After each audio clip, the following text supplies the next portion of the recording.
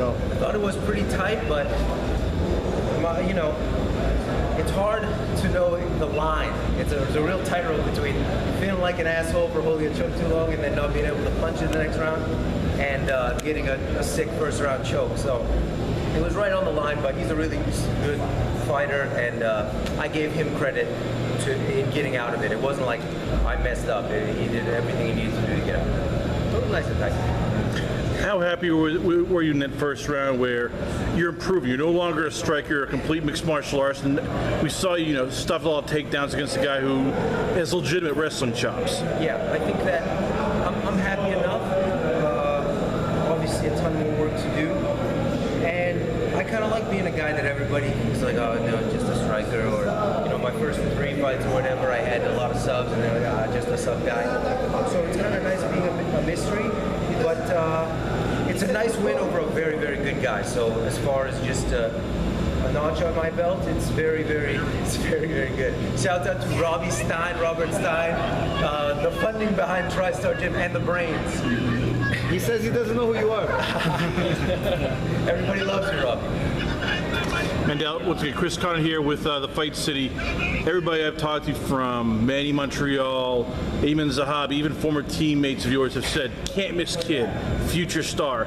How do you avoid getting a big head when you have fights like that and it seems like everything's coming just too easy? Yeah, I mean, it's easy to not get a big head, first of all, because of all the talent that's in TriStar Gym. Like, you get beat up every day, so if you're getting beat up every day, it's hard to believe that you're the man. I don't think the man gets subbed and beat up by his coach that's 10 years his senior. So there's that, and also I've been training for a long time, and I know what it takes to be very good is to understand that there's too much for you to know everything, and you have to remain. George's thing, student's mind, no matter if you're a black belt or whatever, you gotta keep training because there's more stuff you don't know than you know, that's for sure. So it's easy not to get a big head. The sound of that almost jarring with the people in the arena. I mean, it was both, so I fought a Bellator twice, and both finishes that I've gotten have been like, it connects and I'm like, oh well, that's over, it's done. And you can see on my knee, like it was a good shot. My knee is bruised, so it was. It's always weird. You don't live your everyday life hearing sounds and doing that sort of stuff to people. So when it happens, like, geez, oh man, this shit's crazy.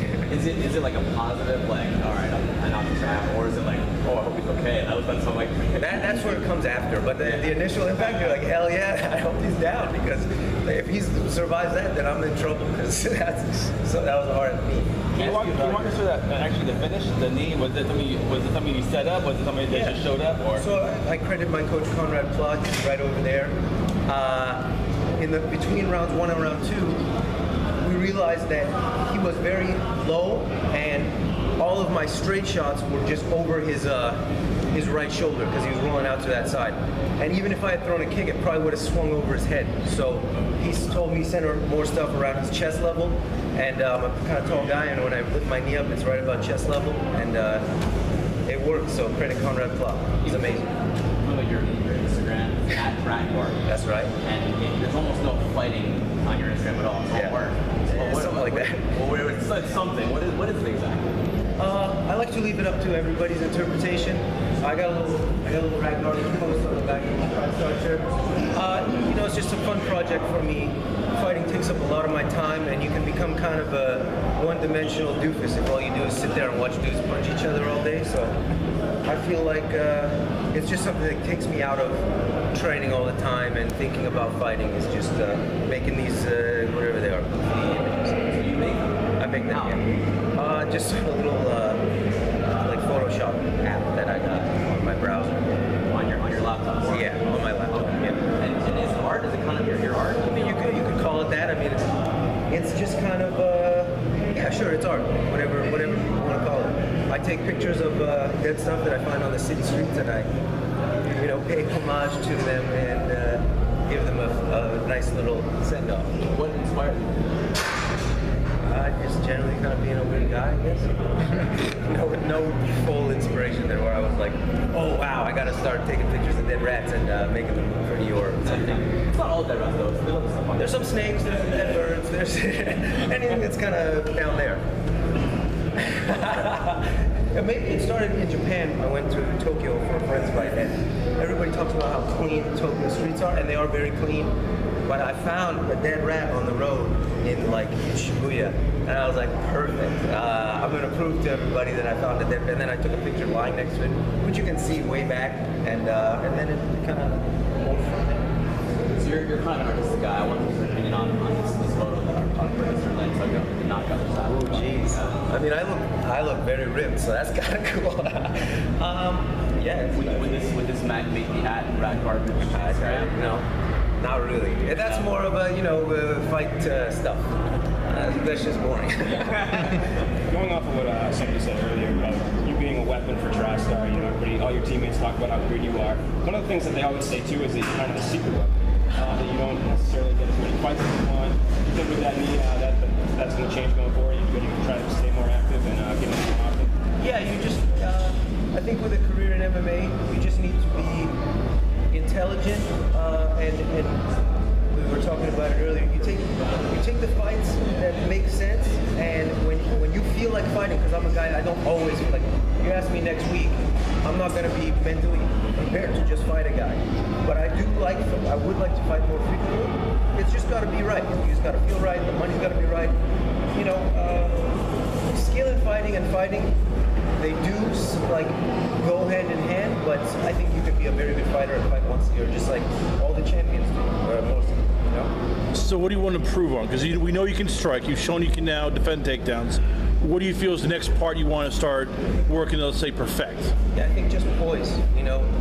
You watch a guy who's been in the sport for a long time, and all the guys that have been in the sport for 5 years plus, fighting frequently, they all have a level of composure in good positions and in bad positions, in long fights and in short fights that less experienced fighters don't have. And I think that's the next level of being a great fighter, is fighting well all the time. Consistency. I think that would be it. Is generating a level of poise where no matter what happened in the 2 previous rounds, I'm the same fighter in the third, and I think that's important. And knowing I can do that consistently. George's fight in New York last year was a great example of a guy who hasn't fought in over 3 years and is doing something completely new, and he looks like the fighter he was before as far as skill goes, and that's a level of mastery that I would like to get to. One more, guys. Mandel, you're undefeated. Just got another highlight reel knockout. It's going to be all over Bellator.com, YouTube, all over the place. Big knockout on one of the biggest cards of the year. You're in a great weight class. What do you want next? Who do you want next? I haven't really thought about it. Obviously, I will leave that up to my competent team. I'm sure there's plenty of good matchups here. I don't look at enough fights to know a name to call out. But Faraz is a smart guy, and he's better at that than I am. So that's who I will give. You heard it here first. Thank you. Weight cutting's easy, so we'll make it no problem.